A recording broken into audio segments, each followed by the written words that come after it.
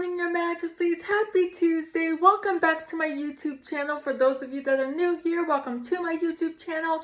And happy day 26 of Princess Giving. I hope y'all are having such a good Thanksgiving week so far. I know I am. And Miss Annabelle wants to say hello. So today's story is going to be continuing from the Chronicle of Life series, and that is because I'm doing this because as I said in my other videos, I am meeting Adam McIntyre on February 25th, and his tour is called the Chronically Online Tour. So I am so he inspired me to do that. So Adam, thank you. So this story is called Disappointed Again. Okay.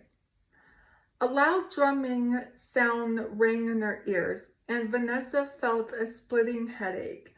She had been unconscious for a long time, and there was still a white fog in front of her. Vanessa's thoughts gradually grew further and further away. So this was the feeling of death. Vanessa woke up. Someone was calling her name. Vanessa suddenly opened her eyes as if she had had a nightmare for a long time. Her entire body was covered in cold sweat. Oh my. Only then did Vanessa see her surroundings. A group of doctors surrounded the hospital bed. They were still holding a notebook to record something. Dr. John's face suddenly appeared in front of her. Vanessa, you're awake. How do you feel? Vanessa moved her lips, but she could not make a sound. She only gently raised her fingertips. Don't worry, the anesthetic effect on your body is still there. John snapped his fingers. I'm just making sure you're thinking clearly. Vanessa closed her eyes exhaustively, feeling that she was being played tricks. Vanessa, wake up, an anxious voice rang out. Curran didn't dare to shake Vanessa, so he could only raise the volume. Vanessa blinked her eyes and expressed that she knew. She was very tired and now wanted to lie down and rest for a while. Excuse my hair. The people in the ward dispersed, one after another, giving Vanessa enough time to rest. Vanessa tilted her head and fell asleep. She did not notice the figure outside the ward. Vanessa needs to rest now. Vanessa needs to rest now. Curran lowered his voice, afraid of disturbing, and warned the man in front of him. Oswald's expression was still cold. I won't disturb Vanessa. Oswald's gaze lingered on the weak figure in the ward, and he felt a trace of heartache. His Vanessa had suffered a lot. Being enraged by Oswald's attitude, Curran took a deep breath and forced himself to calm down.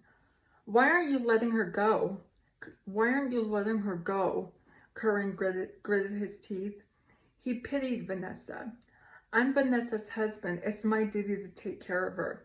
Oswald took it for granted and said, we won't bother you about what happened between us, husband and wife. Oswald deeply understood Vanessa's sad physical condition.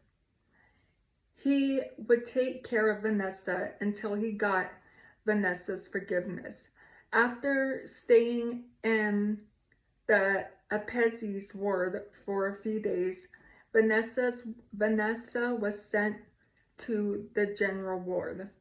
The cancer cells had been suppressed and Vanessa's body was slowly improving. Mr. Simon, the annual leave is over. When are you coming back to work? I'll arrange the tickets. The assistant called Oswald and carefully asked about the interree.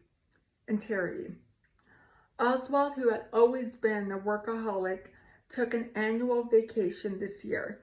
It should have been something that made people happy, but Oswald never went back to work. This made the assistant anxious. The documents accumulated in the company had already affected the normal operation.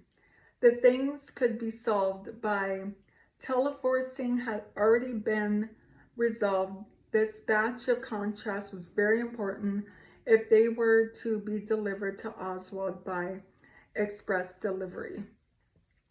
The logistics would be slow. If the contract was lost, there would be more there would be more terrible. Was the annual leave over? Oswald took a deep breath, looked at the calendar, and carefully calculated the time. Unfortunately, he found that he had already spent the entire annual leave abroad. Book me a ticket for tomorrow. He couldn't put the company aside, and even if he didn't want to go back, he had to handle the mountains of work. Ever since Vanessa woke up and learned that the operation had been successful, her mood had always been uneasy. Oswald's sudden appearance gave Vanessa an expectation. Since Oswald chased after her from home to abroad, it meant that he did have her in his heart. She had finished the operation and was getting better. She can also receive some visitors. Would Oswald appear again? From dark to dawn, she waited for an entire day until she saw the setting sun. Unintentionally, Vanessa waited for Oswald for a day and night before realizing that Oswald was still the same as before. He had never taken her to heart, but was just a people to be amused about. But was just a people to be amused about in his leisure time. Vanessa, I bought you a fresh millet porridge. I made it specifically for you. Oh, especially for you. Curran carried an isolated box and entered the ward. Her originally dim eyes suddenly lit up, but after seeing the man's figure, she lost her luster again. He wasn't Oswald. With a forced smile, Vanessa took the insulation box and took a small sip of the porridge. The hell's going on out there? It's okay, you guys. I know you are waiting for him. He has returned home. Curran's voice was calm as he told the heartless truth. Vanessa was momentarily absent-minded. It has become a habit to wait for so many years. Vanessa knew that Oswald did not like her. She had used despicable means to fatigue their marriage, or fertilate their marriage. Therefore, she had to compensate Oswald, but Oswald took it for granted. When did this happen? I'm not sure. I didn't know him well. Because of him, I've already lost a job, Curran calmly told the truth. Oswald's personality was demurring. He could not allow others, especially men, to appear beside Vanessa. Curran was fiercely taught a lesson after being kicked out of the rented house. The leader in the hospital also talked to him. Oswald asked him to scram out of the city. Wow, okay. So, I'm going to leave that there for y'all. I will be reading the next chapter in tomorrow's video.